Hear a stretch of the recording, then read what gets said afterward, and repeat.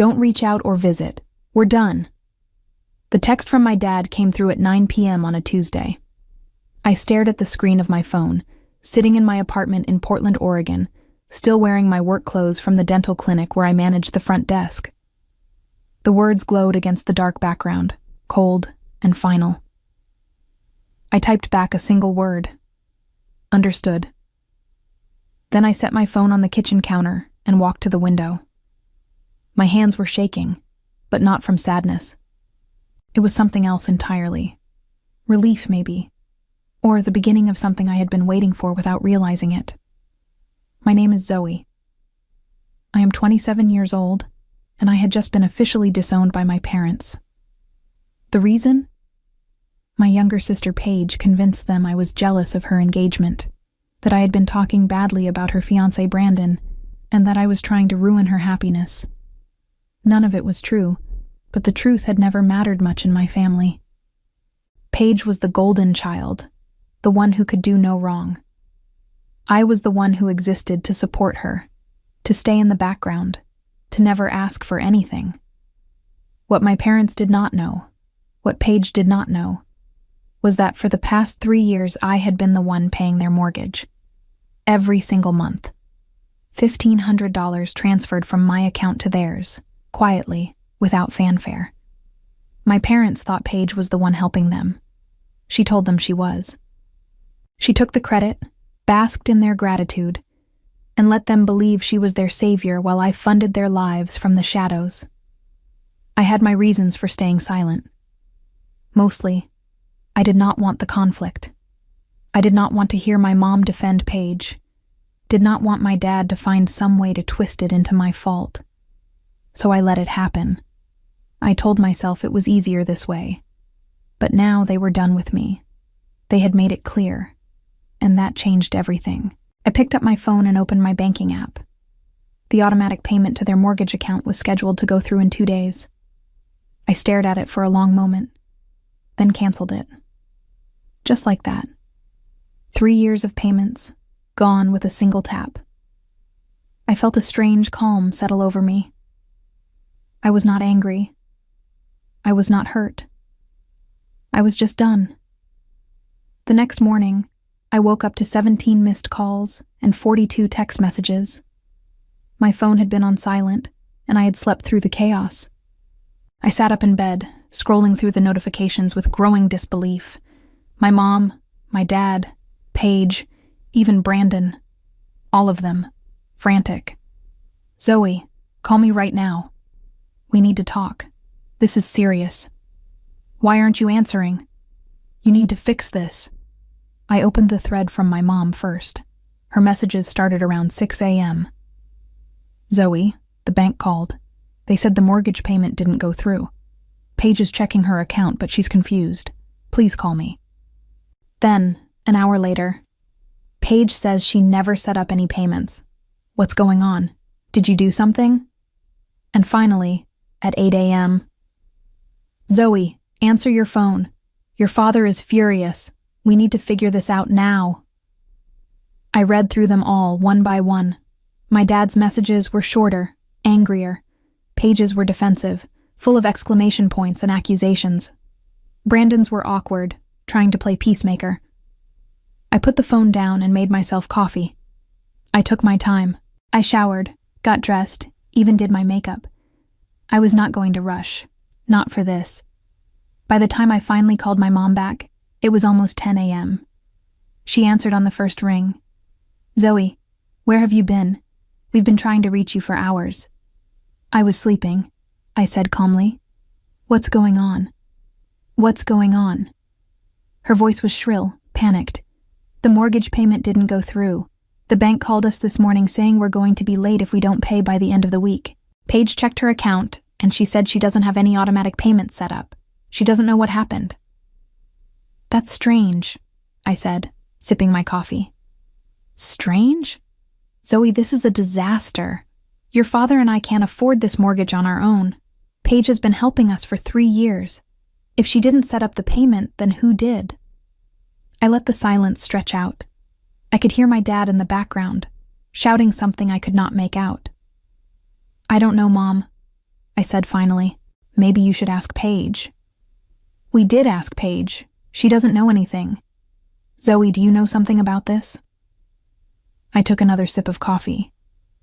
Why would I know anything about it? You told me not to reach out or visit. You said we were done, remember? There was a pause. I could hear her breathing, fast and shallow. Your father was upset. Paige told us you were saying terrible things about Brandon. We had to protect her. Right, I said. Well, I hope you figure it out. Good luck. I hung up before she could respond. The calls kept coming. I ignored most of them, but I read every text message. It was fascinating, watching the panic unfold in real time. Paige was scrambling. Her messages to me were a mix of confusion and anger. Zoe, Mom says you might know something about the mortgage payments. Do you? Why aren't you answering? This is serious. If you did something, you need to undo it. Mom and Dad are freaking out. I did not respond. Not yet. By the afternoon, my dad called. I almost did not pick up, but curiosity got the better of me. Zoe. His voice was tight, controlled. He was trying not to yell. We need to talk. About what? About the mortgage. Your mother told me you acted like you didn't care. That's not acceptable. This is a family emergency. Is it? I asked. Because last night you told me we were done, that I shouldn't reach out or visit. So I'm a little confused about why you're calling me now. Don't be difficult, he snapped. This is about your mother and me losing our house. You're really going to throw a tantrum over something Paige said? I'm not throwing a tantrum, I said evenly. I'm just following your instructions. You said we were done. I said understood, that's it. Zoe, stop playing games. Do you know anything about the mortgage payment or not? I paused, considering my options. I could tell him the truth right now. I could let it all spill out. Watch the revelation hit him like a freight train. But that felt too easy. Too quick. No, I lied. I don't know anything about it. Why would I? He exhaled, frustrated. Because you've always been involved in things you shouldn't be. Always sticking your nose where it doesn't belong. I almost laughed. Right. Well, I'm sure Paige will figure it out. She's the one who's been helping you, right? Yes, he said, but there was a hesitation in his voice now, a crack in the certainty. Then I'm sure she'll take care of it, I said. Good luck, Dad. I hung up. That evening, I sat on my couch with a glass of wine and thought about the past 3 years. I thought about the first time I sent them money, back when my mom called me crying because they were going to lose the house. My dad had just retired from his job as a high school teacher, and my mom's hours at the grocery store had been cut. They were drowning, and I could not stand the thought of them losing everything. So I helped. I set up the automatic payment, sent $1,500 a month and never told anyone. I figured it was the right thing to do. Family helps family, right? Then Paige came home from California for a visit. She had been living there for 2 years, working some vague job in marketing that she never really explained. She spent the whole weekend at their house, and by the time she left, my parents were singing her praises. Paige is sending us money every month, my mom told me over the phone. Can you believe it? She's been so generous. We're so proud of her. I remember sitting there, stunned. She's sending you money? $1,500 a month. She set up an automatic payment and everything. She didn't even tell us until we thanked her for the first deposit. She's so humble, Zoe. She didn't want to make a big deal out of it. I wanted to scream. I wanted to tell her the truth right then. But I did not. I told myself it did not matter. They were getting the help they needed. That was what mattered. But it did matter. It mattered every time my mom compared me to Paige. Every time my dad asked me why I could not be more like my sister. Every time Paige posted on social media about how blessed she was to be able to help her family. She was a liar, a fraud, and I had let it happen. Now, sitting on my couch, I realized how much I had been holding in, how much I had swallowed to keep the peace. But there was no peace. There never had been. There was just me, bending over backward for people who did not even see me. My phone buzzed. Another message from Paige. "Zoe, I know you're mad at me, but this isn't the time. Mom and Dad need help. Can you at least call them back?" I stared at the message. Then I typed out a reply. "Why don't you help them? You've been doing it for 3 years, right?" I hit send and watched the little dots appear as she typed back. "What are you talking about?" "The mortgage payments," I wrote. "The $1,500 a month. You're the one sending it, right?" The dots appeared and disappeared. Appeared and disappeared. Finally, her response came through. "Yes. Obviously. Why are you asking me this?" I smiled. "Just checking." I set my phone down and leaned back against the couch. She was doubling down. She was going to keep lying, even now, when the truth was about to destroy her. Good. I was going to let this play out. I was going to watch her scramble, watch my parents turn on her, watch the whole house of cards collapse, and I was not going to lift a finger to stop it. For the first time in years, I felt powerful. I felt like I had control, and I was just getting started. The next day, I went to work like nothing had happened. I checked patients in, answered phone calls, filed insurance claims. My coworkers asked me how I was doing, and I smiled and said I was great, and I meant it. At lunch, I sat in my car and checked my phone. 23 new messages. Most of them were from my mom, but there were a few from Paige and even one from Brandon. I opened Brandon's first. "Hey Zoe, I know things are tense right now, but I think there's been a misunderstanding. Paige is really stressed about the mortgage situation, and I think if you and her could just talk it out, everything would be fine. Let me know if you want to grab coffee or something." I almost felt bad for him. He had no idea what he was marrying into. Paige had probably painted me as the villain, the jealous older sister who could not stand to see her happy. And he believed it because he loved her. I could not even blame him. I deleted the message and moved on to my mom's. "Zoe, please. We're begging you. If you know anything about this, you need to tell us.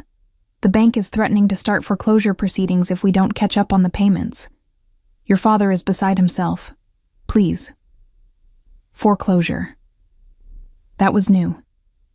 I felt a small pang of guilt, but I pushed it down. They had made their choice. They had chosen Paige over me, believed her lies without question, and told me to stay away. This was the consequence. I scrolled to Paige's messages. There were 5 of them, each more frantic than the last. "Zoe, I don't know what you're trying to prove, but this isn't funny. Mom and Dad are going to lose the house because of you. I can't believe you're doing this. You're so selfish. Fine. Don't answer me. But you're going to regret this. I'm coming to Portland. We need to talk face to face." I sat up straighter. She was coming here? That was unexpected. And bold. Paige hated Portland. She had visited me once, 2 years ago, and spent the whole time complaining about the rain and the coffee culture and how much she missed California. But now she was desperate enough to come back. That told me everything I needed to know. I texted her back. "When?" The response came within seconds. "Tomorrow. I'm driving up tonight. We need to fix this, Zoe.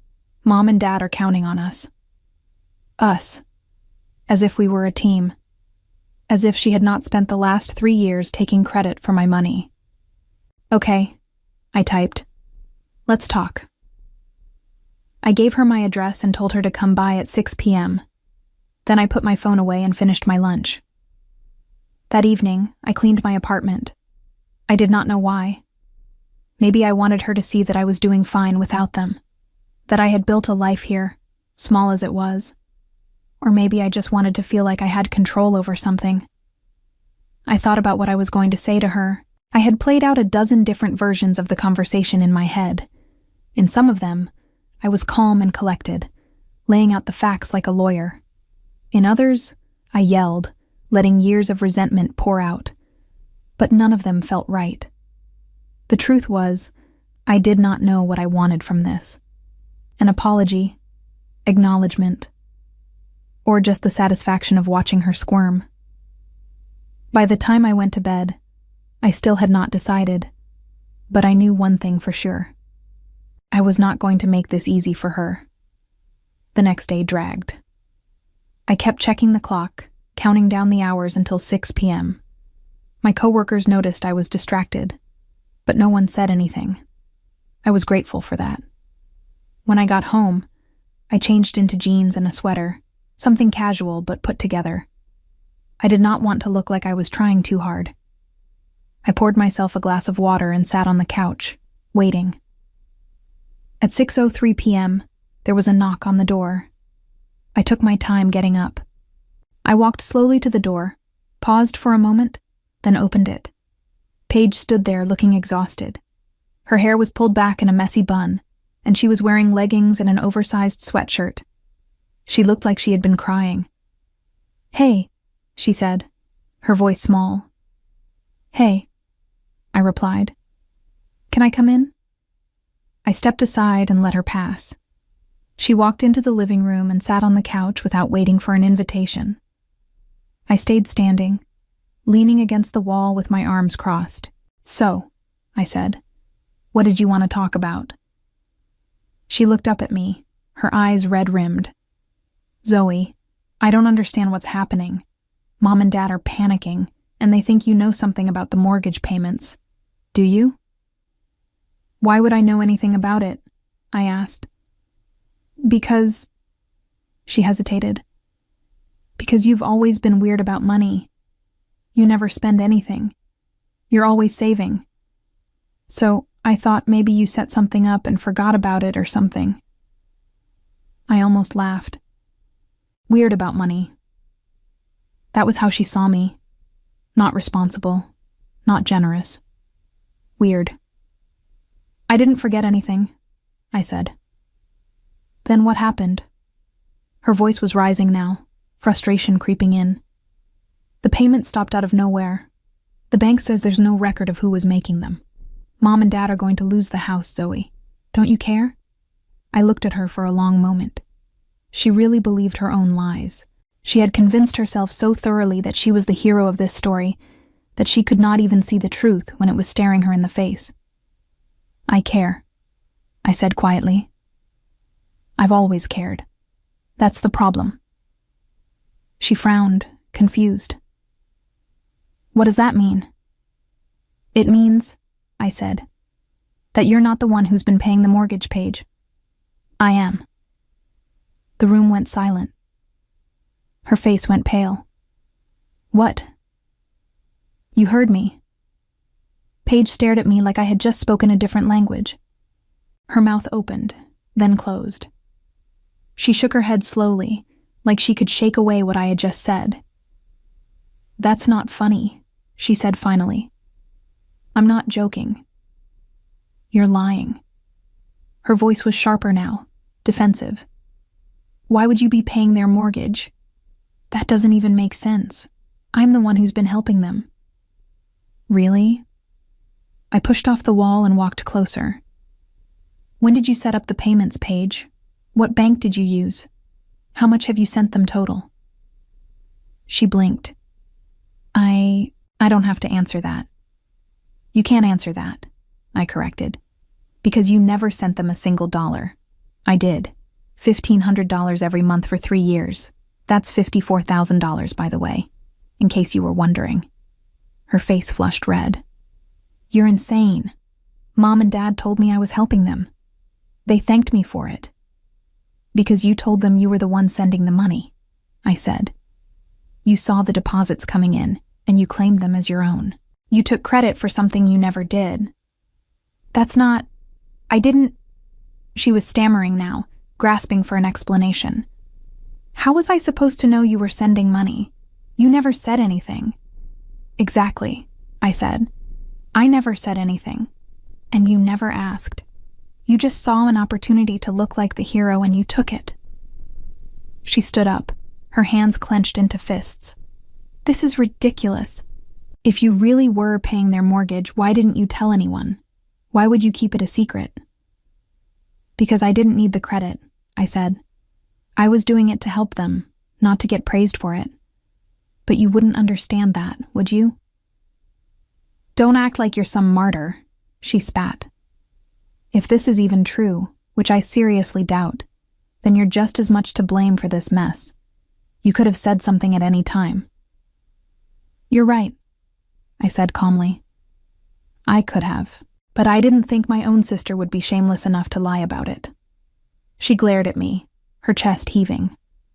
Prove it. If you're telling the truth, prove it. I walked to my desk in the corner of the living room and pulled out my laptop.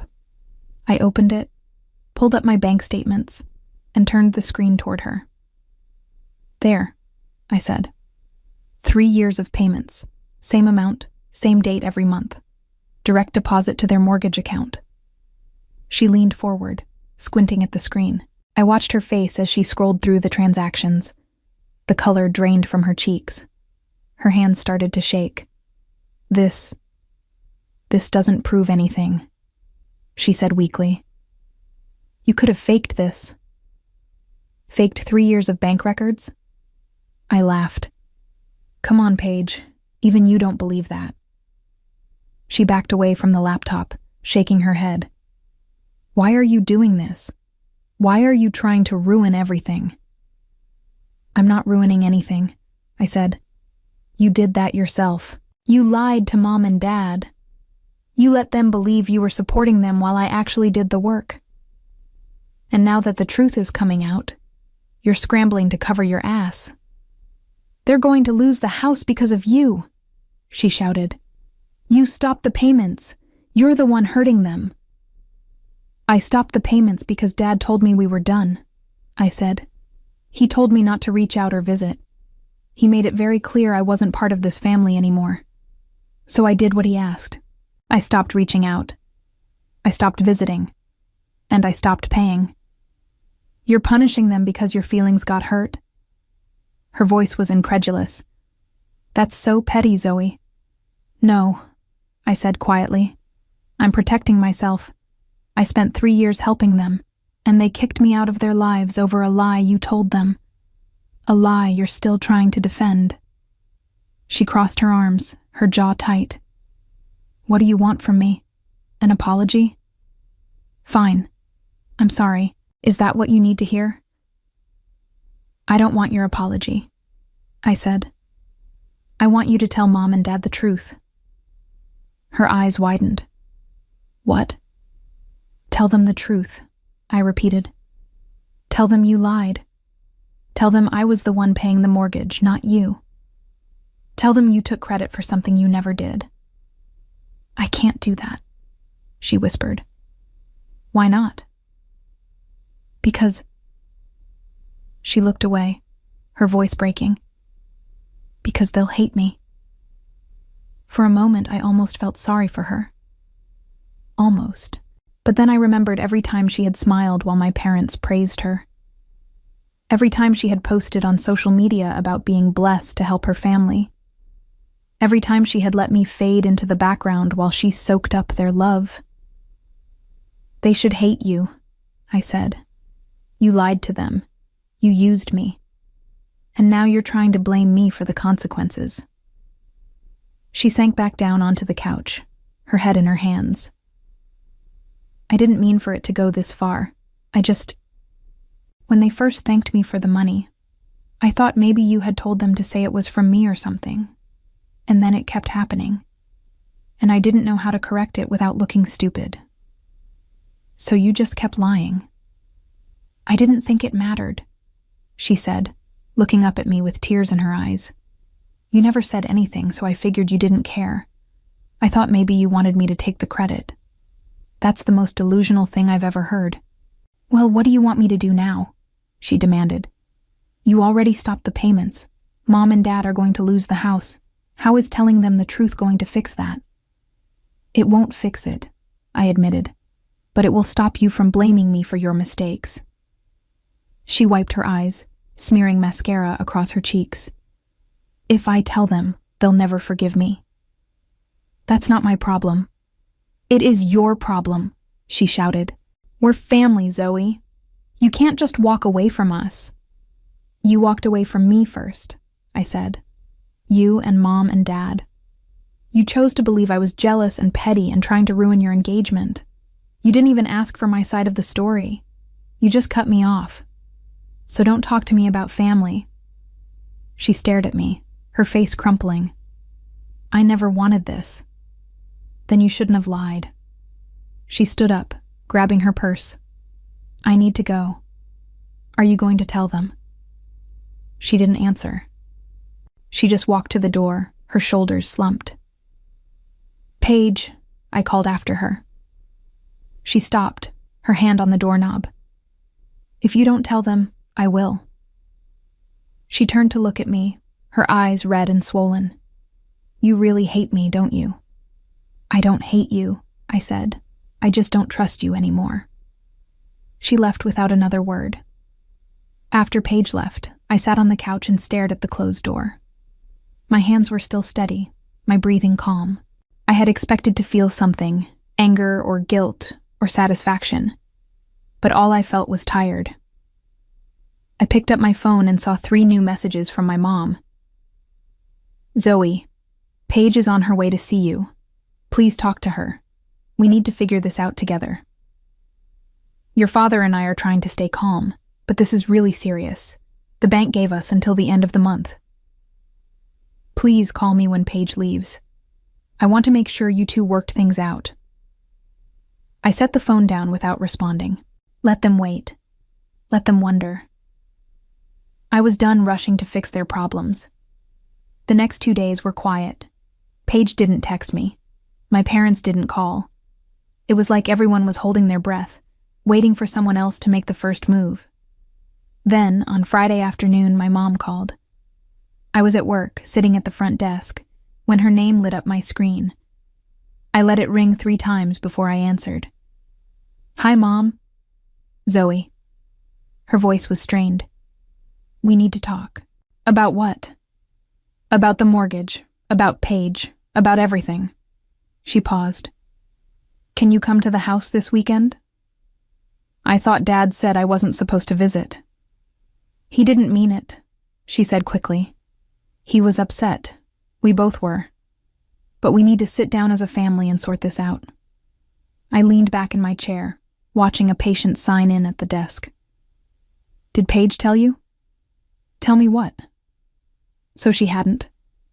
Paige had gone home, faced our parents, and said nothing. She was still hoping this would all blow over, that she could find a way out without admitting the truth. Nothing, I said. What time do you want me there? Tomorrow at noon? I'll make lunch. Okay.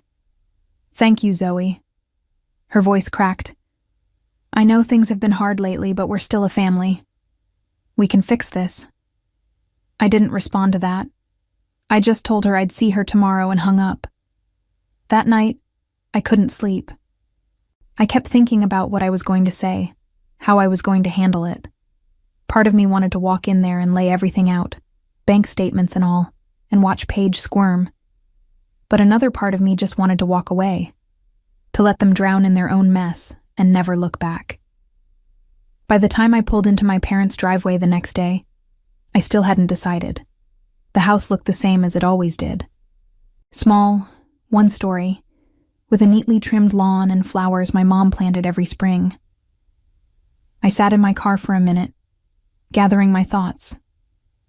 Then I got out and walked to the front door. My mom opened it before I could knock. She looked exhausted, her eyes puffy, and her hair pulled back in a loose ponytail.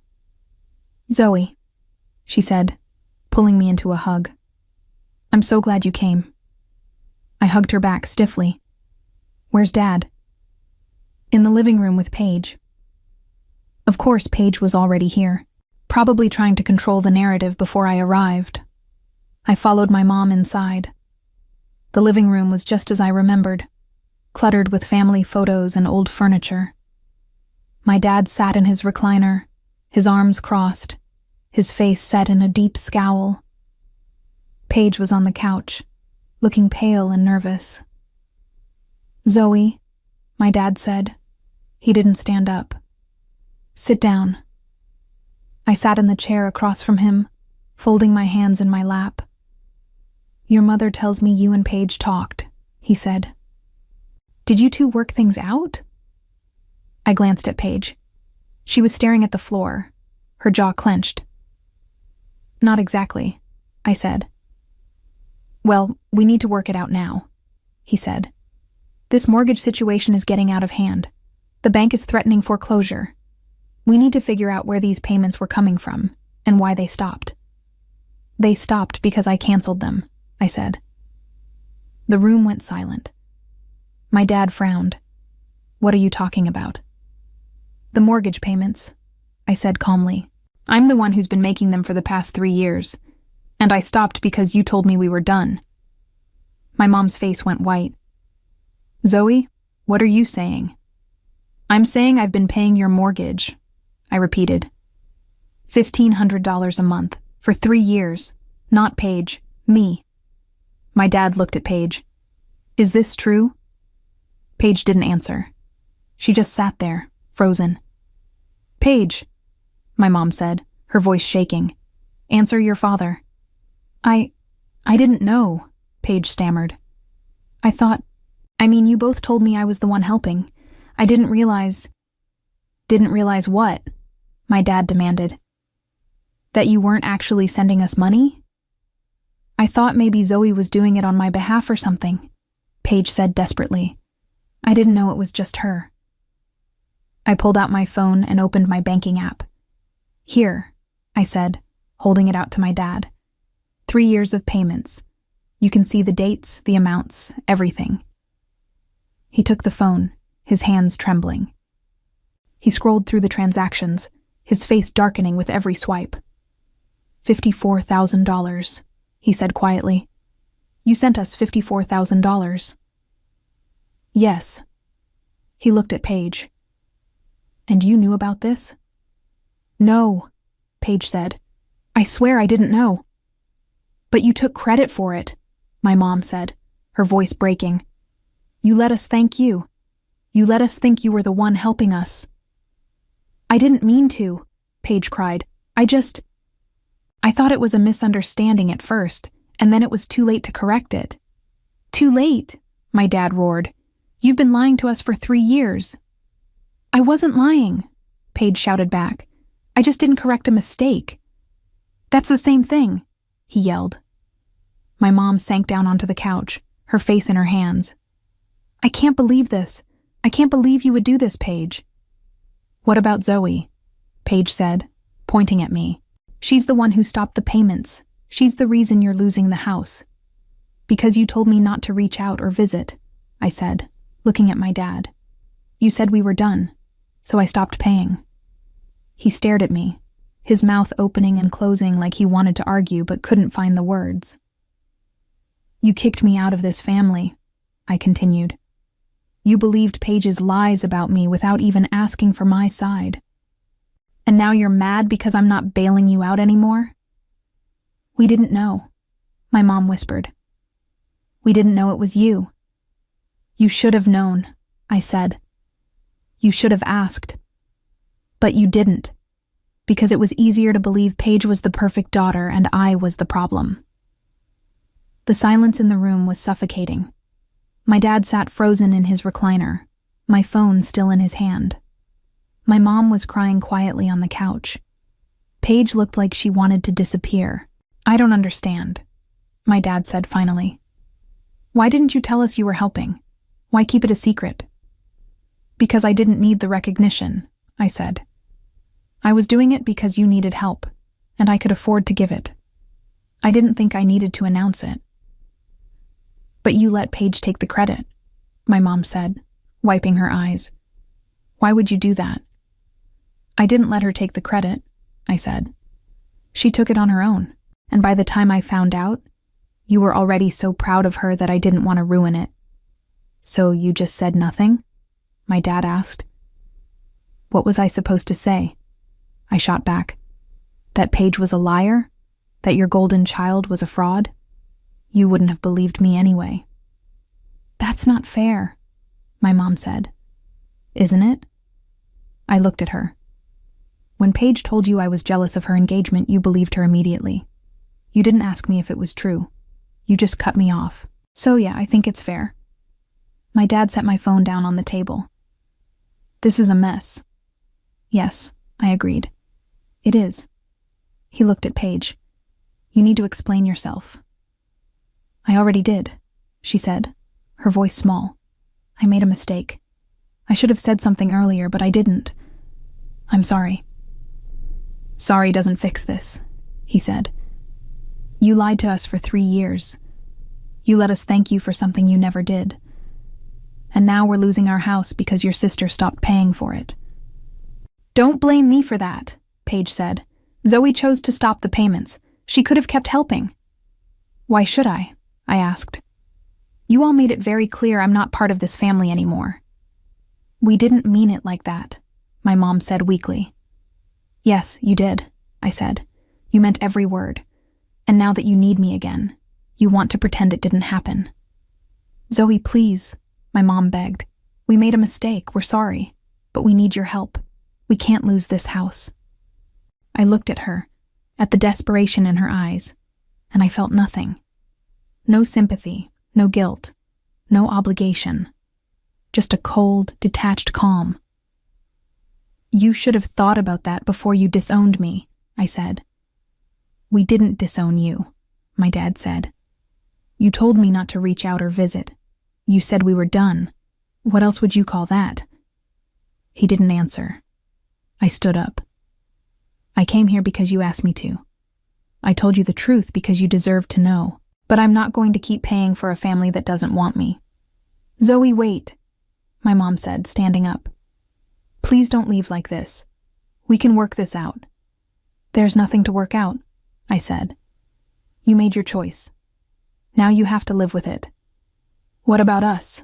My dad asked. What are we supposed to do? I don't know, I said. Maybe Paige can help. She's been so generous for the past 3 years, right? Paige glared at me. You're really going to do this? You're going to let them lose everything just to prove a point? I'm not proving a point, I said. I'm protecting myself. Something I should have done a long time ago. I walked to the door and my mom followed me. Zoe, please, she said, grabbing my arm. I know we hurt you. I know we made mistakes. But we're still your family. I gently pulled my arm away. Family doesn't treat each other the way you treated me. We'll make it right, she said desperately. We'll apologize to you publicly. We'll tell Paige she was wrong. Just please don't abandon us. You abandoned me first, I said. I walked out the door and got into my car. My mom stood on the porch crying, but I didn't look back. I started the engine and drove away. As I drove, my phone started buzzing with messages. I ignored them. I knew what they would say. They would beg and plead and make promises they wouldn't keep. They would try to guilt me into coming back, into saving them one more time. But I was done saving them. When I got home, I poured myself a glass of wine and sat on the couch. I felt lighter than I had in years. Free. My phone buzzed again. This time, it was Brandon. Hey Zoe, Paige told me what happened. I just want you to know I had no idea about any of this. I'm really sorry you got caught up in all this drama. If you need someone to talk to, I'm here. I stared at the message. Poor Brandon. He really had no idea what kind of family he was marrying into. I typed back, "Thanks. Good luck with everything." Then I blocked his number, and my parents' numbers, and Paige's. I was done with all of them. The next few days were strange. I kept expecting to feel guilty, to second-guess my decision, but I didn't. I just felt relieved. Then, a week later, I got an email from my dad. I almost deleted it without reading, but curiosity got the better of me. "Zoe, I know you don't want to hear from us, but I need to tell you something. The bank agreed to give us an extension on the mortgage. We have 3 months to catch up on the payments. Your mother and I are going to take out a loan to cover it. We don't expect you to help anymore. We understand why you're angry, and we don't blame you. But I want you to know that we're sorry. We should have believed you. We should have asked questions instead of just accepting what Paige told us. We failed you as parents, and I don't know if we can ever make that right. But I hope someday you'll be able to forgive us. Love, Dad." I read the email 3 times. Then I closed it and deleted it. Maybe someday I would forgive them, but not today. Today, I was choosing myself. And that felt like enough. I thought about Paige, about how she must be dealing with the fallout. My parents knew the truth now. They knew she had lied, that she had taken credit for something she never did. I wondered if they would ever look at her the same way again. Part of me hoped they wouldn't.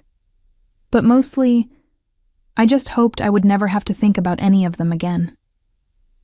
I opened my laptop and started looking at apartments in Seattle. Maybe it was time for a fresh start. A new city, a new job, a new life where I didn't have to carry the weight of people who didn't appreciate me. For the first time in years, I felt like I could breathe. 3 weeks passed. I didn't hear from my parents, and I didn't reach out. I threw myself into work, picked up extra shifts at the dental clinic, and started seriously planning my move to Seattle. I found an apartment online, a small 1-bedroom with a view of the water. It felt like a new beginning. Then, on a Tuesday afternoon, my boss called me into her office. "Zoe, you have a visitor," she said, looking uncomfortable. I frowned. "Who?"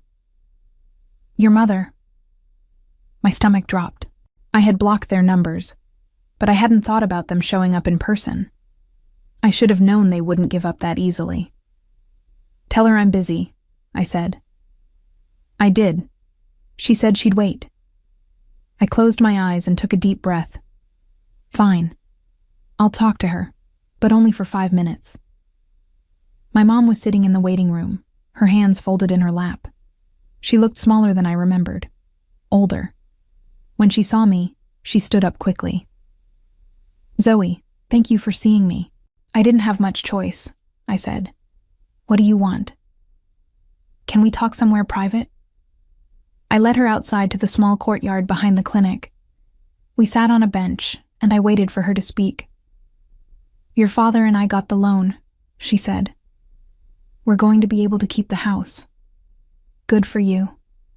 "Zoe, please don't be like this." "Like what?" I asked. "You showed up at my workplace unannounced. What did you expect?" She looked down at her hands. "I know you're angry. You have every right to be. But I need you to understand something. We didn't know it was you paying the mortgage. If we had known, we never would have believed Paige's lies. But you did believe them," I said. "That's the point. You believed I was jealous and petty without even asking me. You chose her over me, just like you always have." "That's not true." "It is true," I said. "Paige has always been your favorite. I've spent my whole life trying to earn the love you gave her without question. And I'm done. I'm done competing for your attention. I'm done trying to be good enough." Tears streamed down her face. "You were always good enough. We didn't see it. We didn't appreciate you the way we should have." "No," I agreed. "You didn't." "What can we do to make this right?" she asked. "Tell me what you need from us." "I don't need anything from you," I said. That's what I've been trying to tell you. I don't need your approval or your gratitude or your love. I'm fine on my own. But we're your family. You stopped being my family when you told me we were done, I said. I'm just following through on what you started. She reached for my hand, but I pulled away. Zoe, please. Your father is devastated. Paige is... She's not doing well. She and Brandon called off the engagement.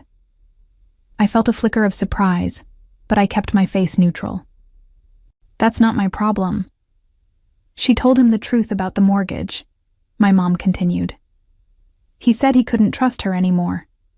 She's been staying with us, crying every day. She knows she made a terrible mistake. Good, I said. Maybe now she'll understand what consequences feel like. My mom looked at me like I was a stranger. When did you become so cold? I'm not cold, I said. I'm just done being the one who sacrifices everything while everyone else takes and never gives back. We gave you a home. We raised you. We loved you. You gave Paige a home, I corrected. You raised her. You loved her. I was just there. That's not fair. Life isn't fair, Mom. You taught me that. She stood up, wiping her eyes. I came here hoping we could fix this, but I see now that you've already made up your mind. I have. Then I guess this is goodbye. I guess it is. She walked away, her shoulders shaking. I watched her go, waiting for the guilt to hit me. But it didn't. I just felt tired. When I went back inside, my boss pulled me aside. Everything okay? Yeah, I said. Everything's fine. If you need to take the rest of the day off, I don't, I said. I'm good. And I was. I was better than I had been in years. That night, I got a text from an unknown number. I almost didn't open it, but something made me click on it. Zoe, it's Paige. I know you blocked me, but I needed to reach out. Brandon and I broke up. He said he can't marry someone he doesn't trust. Mom told me she talked to you today. I know you don't care, but I just want you to know that I'm sorry. I'm sorry for lying. I'm sorry for taking credit for what you did. I'm sorry for ruining everything. I don't expect you to forgive me. I just wanted you to know. I hope you're happy, wherever you are. I read the message 3 times. Then I deleted it. I didn't owe her forgiveness. I didn't owe her anything. I opened my laptop and booked a flight to Seattle for the following week. It was time to start over. The week flew by. I gave my 2 weeks' notice at the dental clinic, packed up my apartment, and said goodbye to the few friends I had made in Portland. No one asked too many questions. I told them I was ready for a change, and they nodded like they understood. On my last day of work, my coworkers threw me a small goodbye party. There was cake and cards and well wishes. It felt surreal, like I was watching someone else's life. You're going to do great in Seattle, my boss said, hugging me. They're lucky to have you. Thanks, I said. I appreciate everything you've done for me. Stay in touch, okay? I will. I wouldn't, but it was easier to lie. The morning I left for Seattle, I took one last drive through Portland. I passed the coffee shop where I used to get my morning latte, the park where I used to walk on weekends, the grocery store where I bought the same things every week. It all felt like a different lifetime. When I got to the airport, I checked my phone one last time. There were no new messages, no missed calls. My family had finally stopped reaching out. Good. I boarded the plane and didn't look back. Seattle was everything I hoped it would be. The apartment was perfect. The city was vibrant, and I found a job at a dental practice within 2 weeks. My new boss was kind. My coworkers were friendly, and for the first time in my life, I felt like I could just exist without constantly proving myself. I started going to therapy. My therapist, a woman named Dr. Hayes, helped me work through everything that had happened. She didn't judge me for cutting off my family. She didn't tell me I needed to forgive them. She just listened. "You did what you needed to do to protect yourself," she said during one of our sessions. "That's not selfish. That's survival." "Sometimes I feel guilty," I admitted. "Like maybe I should have tried harder to fix things." "Why?" she asked. "What would that have accomplished?" "I don't know. Maybe they would have changed." "People don't change unless they want to," she said gently. "And from what you've told me, they weren't willing to do the work." She was right. I knew she was right. But it still hurt sometimes, knowing I didn't have a family to go home to anymore. 3 months after I moved to Seattle, I got a letter in the mail. It was from my dad. I almost threw it away without opening it, but curiosity won. "Zoe, I know you probably don't want to hear from me, but I thought you should know that we sold the house. We couldn't afford the loan payments, and we didn't want to risk foreclosure. We're renting a smaller place now, something more manageable. Your mother is working full-time again, and I picked up some tutoring jobs to help with the bills. Paige moved out. She got an apartment in California and says she's doing better. I don't know if that's true. She doesn't talk to us much anymore. I think she blames us for how things turned out with Brandon. Maybe she's right to. We've made a lot of mistakes as parents, and I'm starting to see that now. I don't expect you to forgive us. I just wanted you to know that we're trying to do better. We're trying to take responsibility for our actions. I hope you're doing well, wherever you are. I hope you're happy. You deserve that. Love, Dad." I read the letter twice, then folded it and put it in a drawer. I didn't respond. I didn't know what to say. Part of me felt vindicated. They had lost the house. They were struggling. Paige had lost Brandon. The consequences I had hoped for had come to pass, but another part of me just felt sad. Sad that it had come to this. Sad that they couldn't have done better when it mattered. I went to therapy that week and told Dr. Hayes about the letter.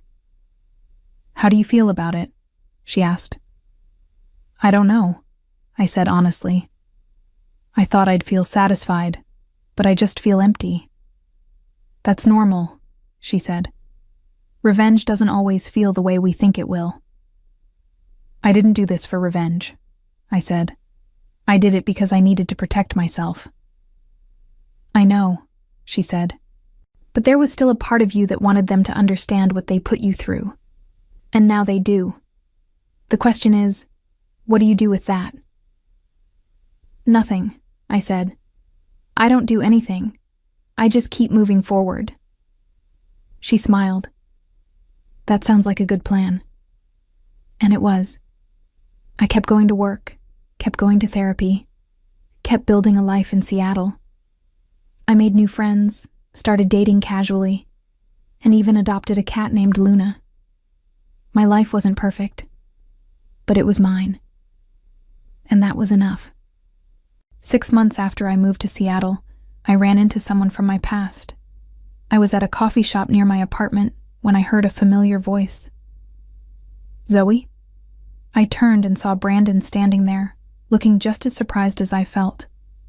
"Brandon?" I said. "What are you doing here?" "I moved here a few months ago," he said. "After everything with Paige. I needed a fresh start. What about you?" "Same." We stood there awkwardly for a moment, then he gestured to an empty table. "Do you have time to talk?" I hesitated, then nodded. "Sure." We sat down with our coffees, and for a while neither of us spoke. "I'm sorry about what happened," I said finally. "With you and Paige." He shook his head. "Don't be. It was my decision. I couldn't marry someone I didn't trust." "She told you the truth about the mortgage?" "She did," he said. "After your parents found out, she broke down and told me everything. I wanted to make it work. I really did.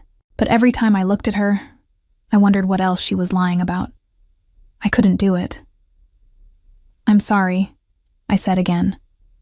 I'm not, he said. I dodged a bullet, and honestly, I owe you for that. If you hadn't stopped those payments, I never would have known who I was really marrying. I didn't know what to say to that. How are you doing? He asked. Are you happy here? I am, I said. It's been good for me. A fresh start, like you said. Good. You deserve it. He paused. For what it's worth, I always thought your family treated you unfairly. Paige used to talk about you sometimes, and I could tell there was more to the story than she was letting on. Why didn't you say anything? I don't know, he admitted. I guess I didn't think it was my place. But I should have. Maybe things would have turned out differently. Maybe, I said.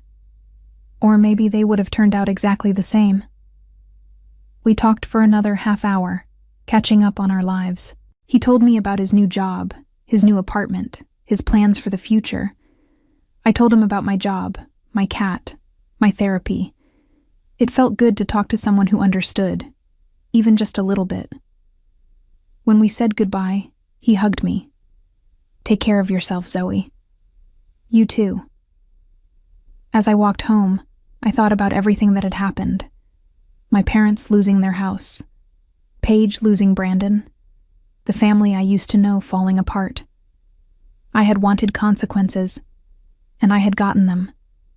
But Dr. Hayes was right. It didn't feel the way I thought it would. It didn't feel triumphant or satisfying. It just felt like closure.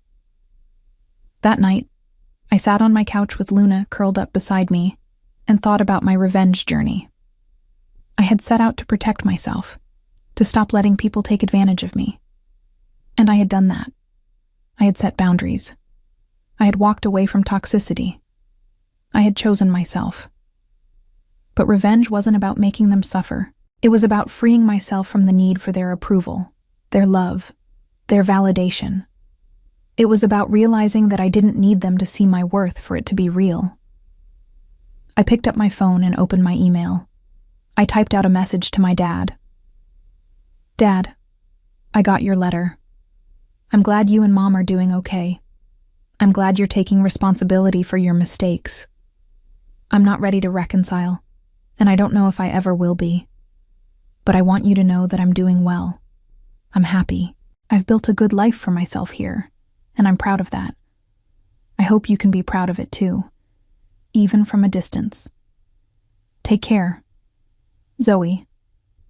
I read it 3 times, then hit send before I could change my mind.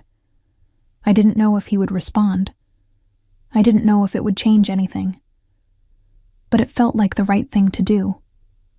Not for them. For me. In the months that followed, my parents struggled to rebuild their lives. They lost the house they had lived in for 20 years and moved into a cramped 2-bedroom rental on the other side of town. My dad's tutoring jobs barely covered their bills, and my mom's full-time hours at the grocery store left her exhausted and resentful. They stopped talking about Paige's accomplishments at family gatherings because there were no more accomplishments to brag about. Paige herself moved back to California, alone and humiliated, working a job she hated to pay for an apartment she could barely afford. Brandon never spoke to her again. The golden child had fallen, and there was no one left to catch her. As for me, I never went back.